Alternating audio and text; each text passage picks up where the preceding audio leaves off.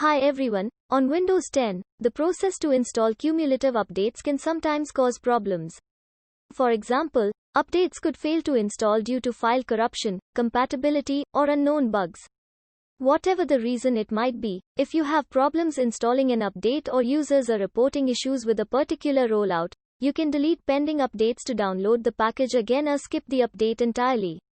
You can complete this task by deleting the contents inside the software distribution folder that contains the files that Windows Update uses to apply new updates. In this video, you learn the steps to delete the files for pending updates on Windows 10. Use these steps. First, open File Explorer or this PC on Windows 10. And type the following path in the address bar and press Enter. Next, select all the folders and files inside the Download folder. And click the Delete button from the Home tab. Once you complete the steps, the cumulative update installation files will be deleted from your device.